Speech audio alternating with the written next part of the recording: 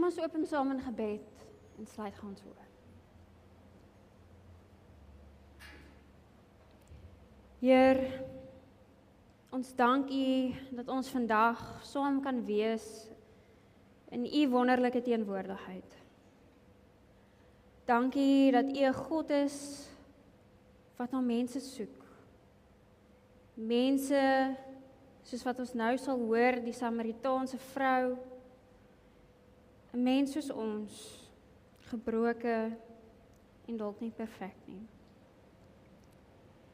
Heer, U ken elkeen van ons harte, U ken ons vreugdes, maar ook ons dors.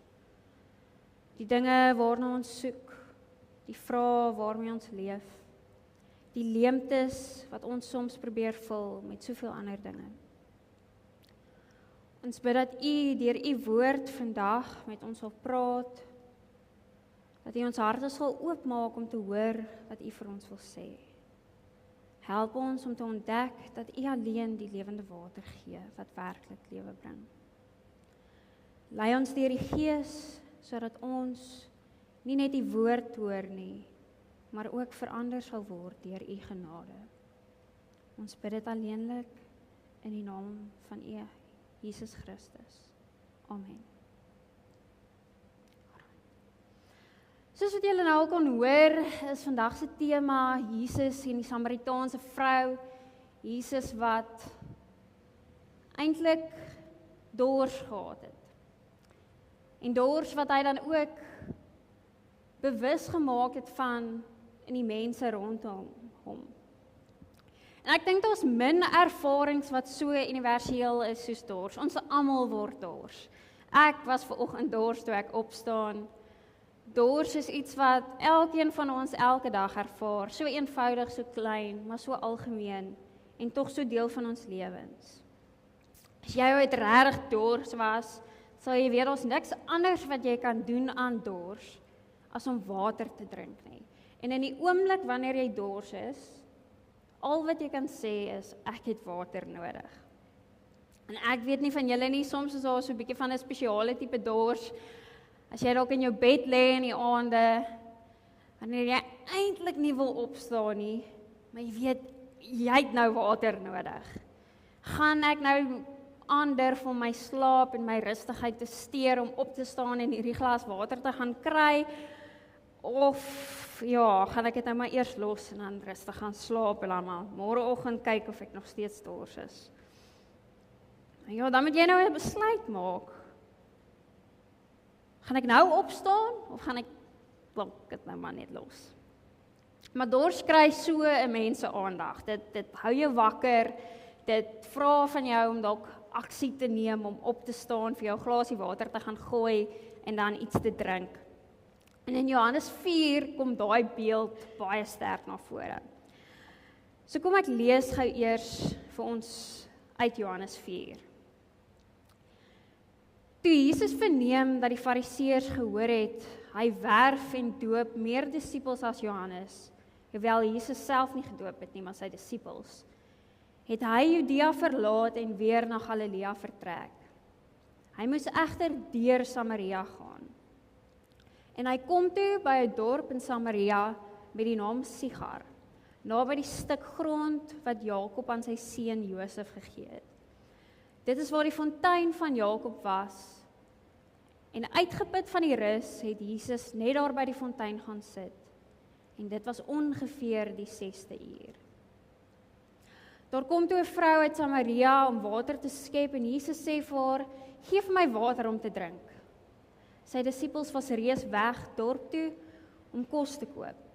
En die Samaritaanse vrou sê toe vir hom, "Hoe is dit moontlik dat u wat 'n Jood is, vir my 'n Samaritaanse vrou water vra om te drink? Jode meng immers nie met Samaritane nie." En Jesus het haar geantwoord, "As jy van die gawe van God geweet het, en wie dit is wat vir jou vra, gee vir my water om te drink, sou jy hom gevra het, en hy sou vir jou lewende water gegee het." Die vrou sê toe vir hom, "Meneer, u het nie eers 'n skepting nie, en die put is diep. Waarvandaan kry u dan die lewende water?" U is tog nie belangriker as ons vader Jakob nie, hy wat die put aan ons gegee het, en self daaruit gedrink het nie, en ook sy seuns en sy vee. Maar Jesus het al geantwoord, elkeen wat van hierdie water drink, sal weer dors kry. Maar wie van die water drink wat ek hom gee, sal tot in ewigheid nooit dors kry nie. Die water wat ek hom gee, sal in hom 'n fontein van water word, wat opborrel tot die ewige lewe. En die vrou sê vir hom, meneer, gee vir my van daardie water, sodat ek nie dors word en hierheen hoef te kom om te skep nie. Bietjie verder staan daar, die vrou sê toe vir hom, meneer, ek sien dat u 'n profeet is. Ons voorvaders het op hierdie berg aanbid, maar julle sê Jerusalem is die plek waar aanbid moet word. Jesus sê vir haar, vrou, glo my, daar kom 'n tyd dat julle die Vader nog op hierdie berg, nog in Jerusalem sal aanbid. Julle aanbid dit wat julle nie verstaan nie. Ons aanbid dit wat ons verstaan. Maar die verlossing kom uit die Jode. Daar kom egter 'n tyd, en dit is nou, dat die ware aanbidders die Vader in gees en waarheid sal aanbid. Want die Vader wil juis sulke aanbidders hê. God is gees, en wie hom aanbid, moet in gees en waarheid aanbid. En die vrou sê vir hom, ek weet die Messias kom wat Christus genoem word. Wanneer hy kom, sal hy alles aan ons bekend maak. En Jesus sê vir haar, ek is die een wat met jou praat. Die vrou het toe vir haar waterkruik daar gelos, na die dorp toe gegaan en vir die mense gesê, kom kyk, hier is 'n man wat alles vertel het wat ek gedoen het. Hierdie man is tog nie die Christus nie, of hoe? En baie van die Samaritane het daarna uit die dorp het in hom geglo op grond van die woord van die vrou wat getuig het. En hy het my alles vertel wat ek gedoen het. Toe die Samaritane by hom kom, het hulle by hom aangedring om by hulle te bly. En hy het 2 dae lank daar gebly. Nog baie meer van hulle het op grond van sy woorde tot geloof gekom en vir die vrou gesê, ons glo nie meer op grond van wat jy gesê het nie, want ons het homself gehoor, en ons weet dat hy waarlik die verlosser van die wêreld is. En dis nogal 'n lang stuk, die totale stuk is van vers 1 tot 42 toe, en ek sal aanraai dat julle julleself die guns doen om die hele teks te gaan lees, later by die huis, vanaand, dalk met Bybelstudie. Maar in hierdie verhaal sien ons 'n ontmoeting waar Jesus presies oor 'n dors praat. 'n Dors wat nie algemeen is nie, maar iets wat weer terugkom, 'n tipe leemte in ons harte, in ons siele, in ons wesens, wat elke keer weer gevul moet word. En dit gebeur by 'n put in Samaria op 'n warm middag, wanneer Jesus 'n vrou ontmoet wat waarskynlik gedink het, haar lewe gaan nooit verander nie. So Johannes skets hierdie eenvoudige toneel, 'n warm middag, 'n stil dorp en 'n vrou wat alleen stap na die put toe. Dis eintlik opmerklik dat ons lees, dit was die 6de uur gewees, en daardie dag het hulle die ure getel van sonopkoms af.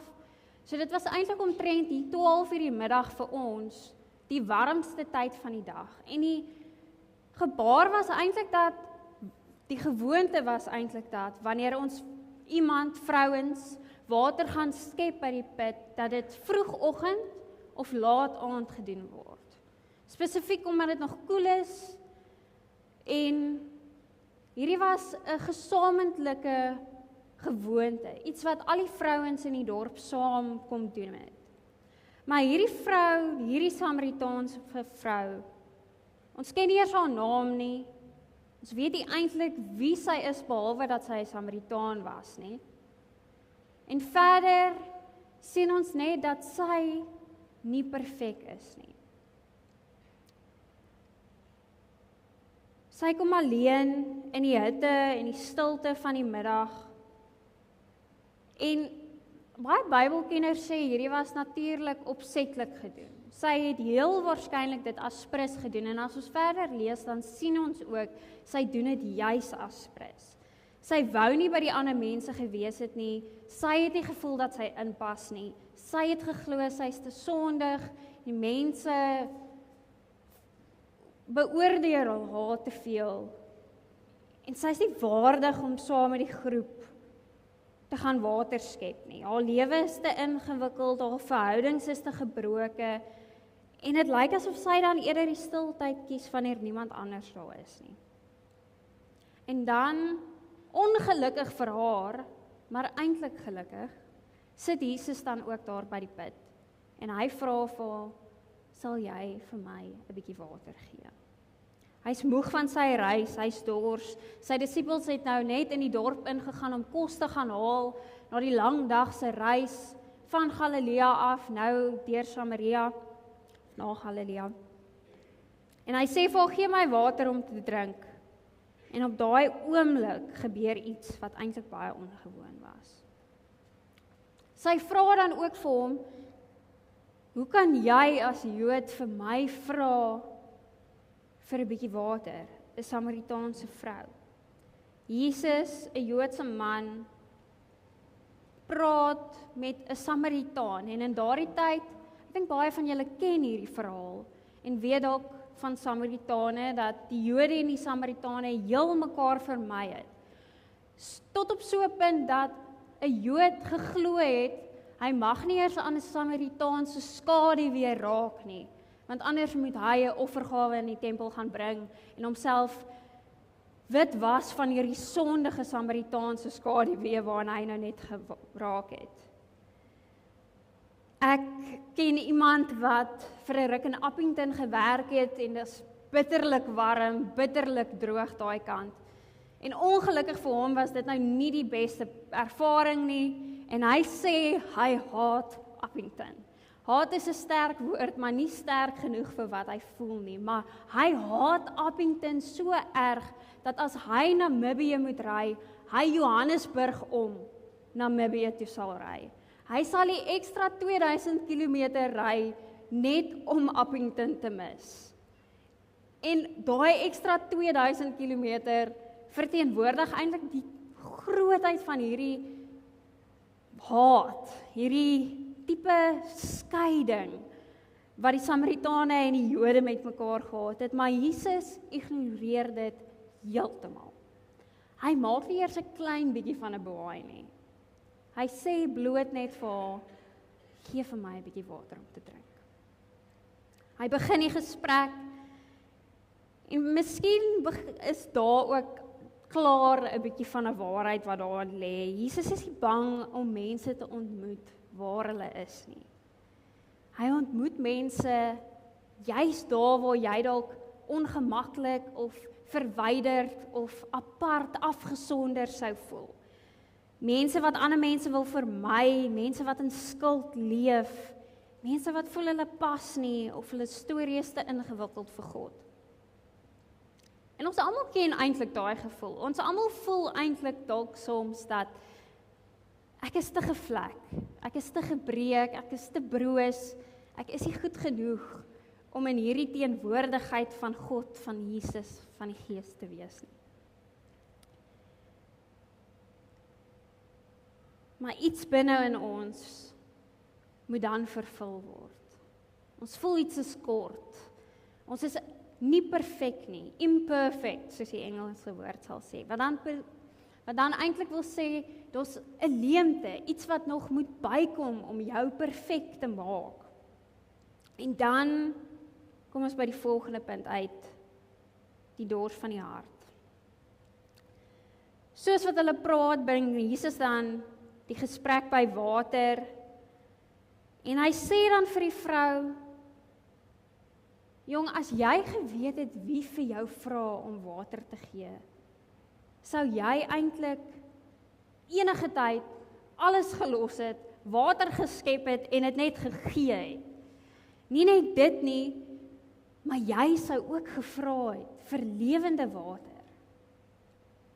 Elkeen wat hierdie water drink, sal weer dors kry, maar wie van die water drink wat ek hom sal gee, sal nooit weer dors kry nie.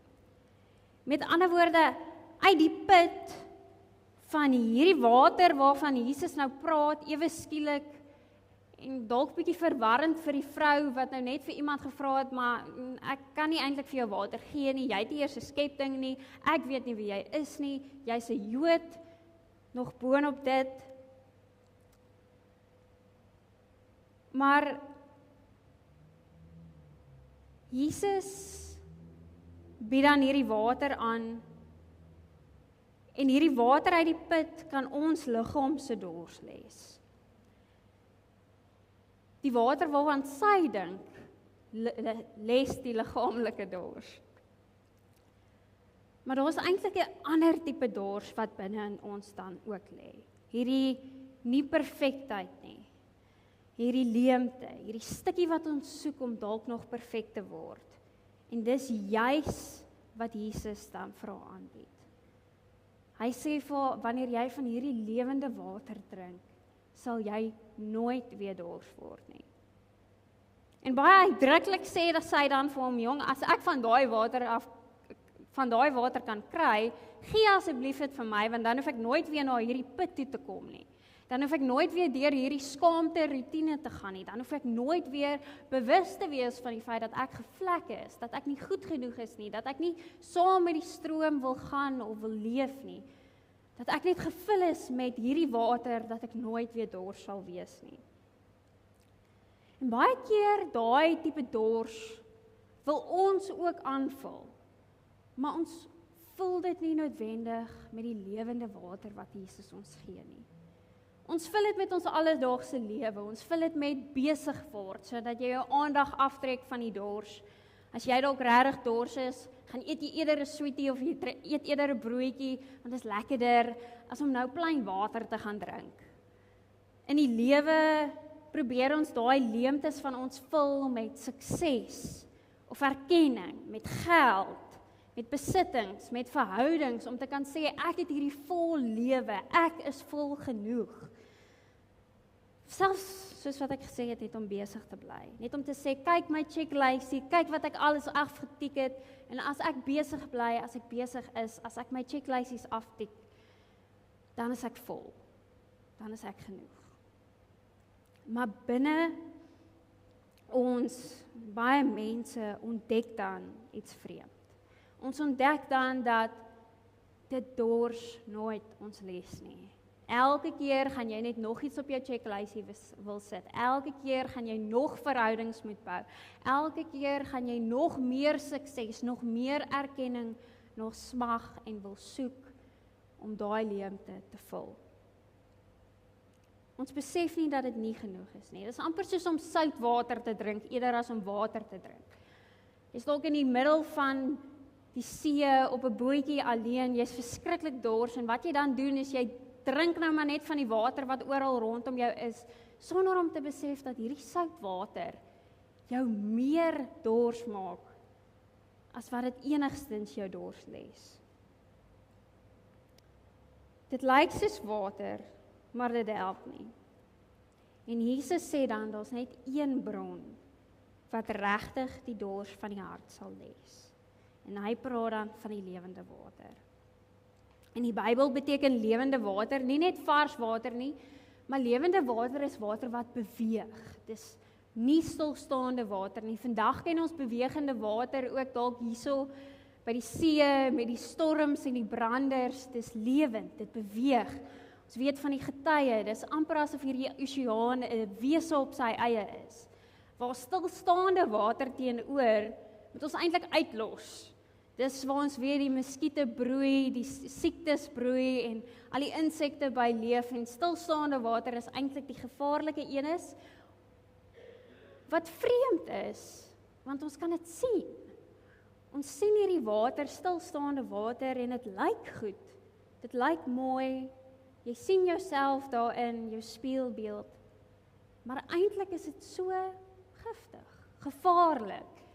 Iets wat glad nie jou dors gaan les nie, en jou inteendeel meer siek gaan maak, as wat jy aan die begin was. Maar 'n waterbron soos 'n rivier, 'n waterbron soos 'n put wat moeite verg, wat dalk stormagtig voorkom, wat beweeg, wat lewe het, wat mense voel ons dalk nie beheer oor het nie. As die put opdroog, as die rivier droog word, as die rivier oorloop, oorvloei. Maar juist daai water wat onstuimig en moeilik voel, dit is die lewende water wat eintlik dan ons vul. En hierdie lewende water, hierdie bewegende water is die Gees. So is die Gees wat dan ons kom vul, ons leemtes kom vul. En Jesus is daardie bron. Jesus gebruik dit as hierdie lewende water as 'n beeld van die lewe wat God dan gee. 'n Lewe waar die mens se hart weer gevul moet word met hoop, met vrede, met betekenis. Met ander woorde, Jesus sê nie net hy kan ons dors verlig nie. Hy sê nie net ons kan vir hierdie oomblik nie meer dors hê nie. Hy sê hy kan ons dors verander. Ons dors word nie net hierdie leemte wat gevul word nie. Dit word nou 'n bron. Dit word nou iets lewendig. Dit word lewende water. Dit word lewenskepping. En in ons verander ons dan ook na 'n bron van lewe. Jesus sê dan daarna iets interessant. Hy het nou net vir haar baie verwar deur te sê, hier's lewende water wat ek vir jou kan gee, dit gaan jou dors les. Sy het net kom water soek, weer eens, in die middel van die dag, terwyl dit warm is, en hy sê dan vir haar, gaan roep jou man. Laat ek met hom gesels. En in haar innerlike skaamte moet sy dan erken aan Jesus, ek het nie 'n man nie. En as julle nou self gaan lees, gaan julle verder kan sien dat sy getuig dan, skaamtelik, maar tog eerlik, sy het nie 'n man nou nie. En Jesus sê dan nie vir haar, okay, dis reg, skus, ek het nie geweet nie. Jesus sê vir haar, jy is reg. Wat 'n vreemde ding om te sê. As iemand nou vir my gaan vra, wat is my naam, en ek sê vir hulle, hallo, aangename kennis, ek is Carly, en hulle sê vir my, jy is reg, dan gaan ek dink, hoe sal jy weet? Dis my naam, ek weet wat my naam is, ek ken mos my storie. Wie is jy? Maar Jesus sê dan vir haar, jy is reg. En hy sê nie net vir haar, jy is reg nie, hy sê vir haar, inteendeel, die man wat jy nou het, is nie jou man nie, en jy het al reeds 5 vorige mans gehad, in 'n era waar vrouens nie met mans skei nie, so 5 vorige mans het vir haar gesê, nee dankie, nie nou nie, totsiens, ek kies iemand anders beter. Nie net dat 'n vrou wat skei eintlik aan die buitewyke van die samelewing in daai punt was nie. Maar jy sien ons nou hoekom sy in die middel van die dag gekom het, wanneer dit niemand steur nie, sodat sy alleen apart en afgesonder kan wees en nie bewus kan word van haar gebrokenheid nie, haar skaamtes, haar leemtes en dinge nie. Maar Jesus wys dit uit. Hy sien dit en hy noem dit en hy sê vir jy is reg. En sy skrik. Sy weet nie hoe hierdie man aan hierdie kennis kom nie. Sy vertel dit vir niemand nie. Niemand sou daarvan geweet het nie. Sy probeer dit stil hou. Sy probeer dan nou juis niemand pla nie. Maar iets wat vreemd gebeur is, Jesus sê nie vir haar, dit is wat fout is met jou nie. Al wat hy doen, is hy noem dit, die skuld en die sonde wat sy dalk voel, en hy veroordeel haar glad nie. Hy noem dit, hy sien dit raak, en dis dit. Hy sê nie vir haar, dit is wat fout is met jou, gaan maak dit reg, los die man wat nie joune is nie, asseblief tog, kom net na die Here, bid meer, gaan tempel toe, reinig net jouself nie. Hy sê nie vir haar, jy is nie goed genoeg nie, net soos wat jy gedink het, jy skuldig, jy sondig, nee. Dis glad nie wat hy vir ons sê nie. Inteendeel, hy sê vir haar, ek kan vir jou lewende water gee. Hy verneder haar nie, hy jaag haar nie weg nie, hy wys net dat hy haar volledige storie ken. En tog sit hy steeds daar en hy praat met haar. Dit is dalk een van die mees bevrydendste waarhede wat ek, terwyl ek hierdie teks gelees het en deur dit gegaan het, net opnuut besef het, dat God, Jesus, my ken, vir wie en wat ek is. Met my kwale, met my klagtes, met my gebrokenheid en alles in, ken hy my en hy veroordeel my nie. Hy sien my en hy ken my net. En baie mense dink hulle moet eers hulle lewe regmaak. Ons moet nou eers ontslaa raak van hierdie goeders wat verkeerd is met ons en dan is ons goed genoeg. Dan kan ons eers al die gawes van God ontvang, dan gaan die Heilige Gees oor ons kom, dan gaan ons dit voel, dan gaan ons goeie Christene wees. Lekker. Maar eintlik begin dit vroeër. Hierdie storie wys vir ons iets anders. Dit wys vir ons dat Jesus ons ontmoet presies waar ons is, dat hy ons mislukkings ken en dele van ons lewe ken wat ons liewers wil wegsteek. Maar hy nooi ons steeds uit na die lewende water, ongeag hierdie dinge. En dan gebeur iets merkwaardig. Die water begin oorloop. Die vrou in haar verstommenheid los die kruik, laat val dit neer by die put, vergeet heeltemal hoekom sy gekom het na die put toe om water te skep en sy loop dorp toe. Hardloop dorp toe eintlik en gaan vertel vir die mense van hierdie man.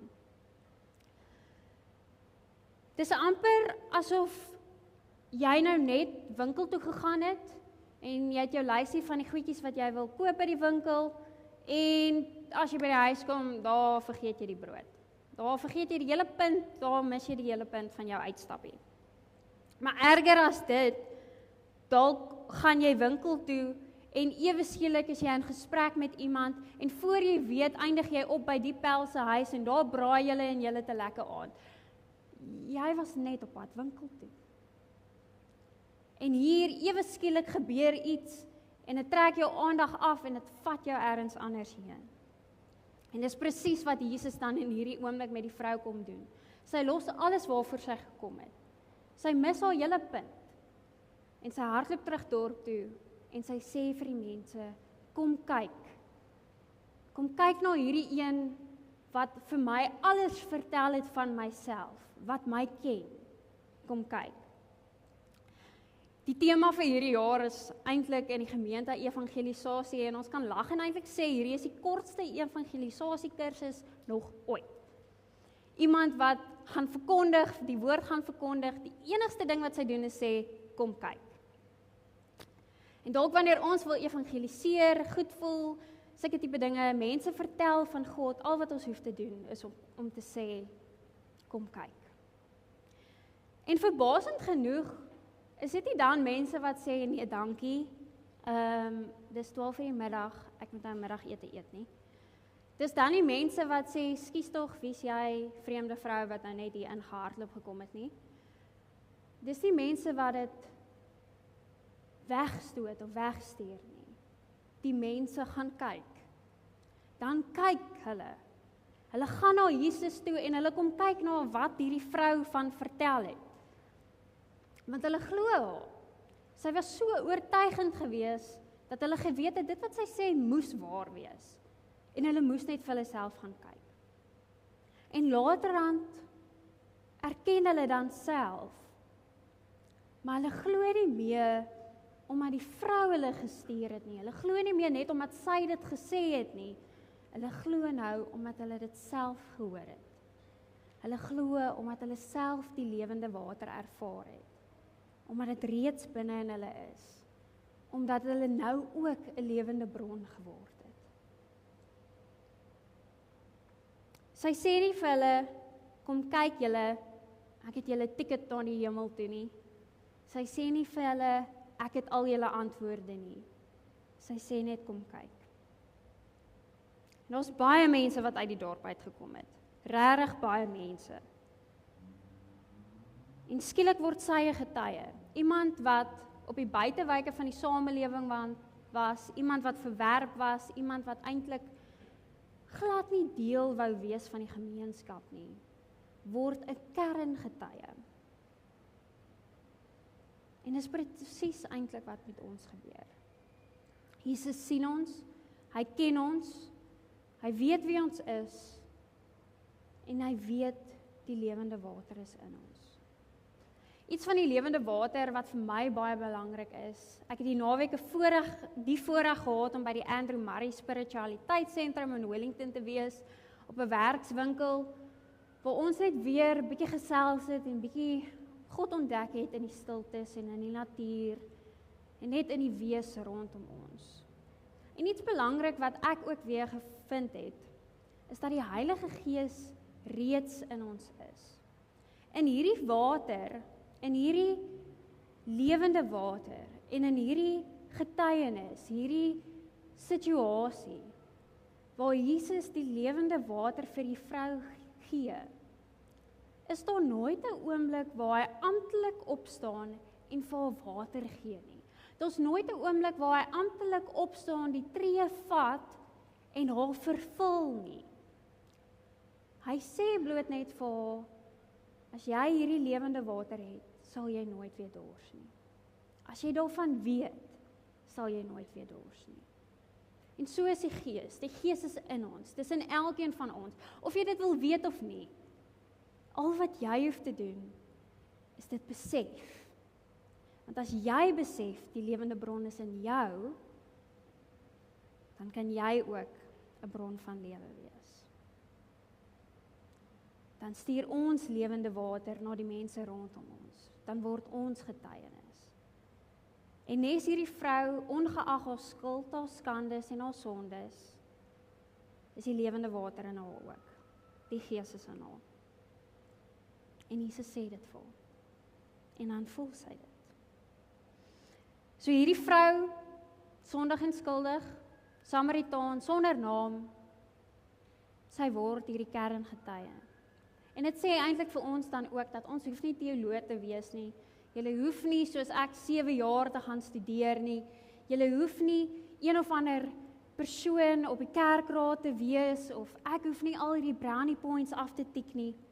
Al wat ek hoef te doen, is te weet, dat die lewende water, hierdie bron van water in my is.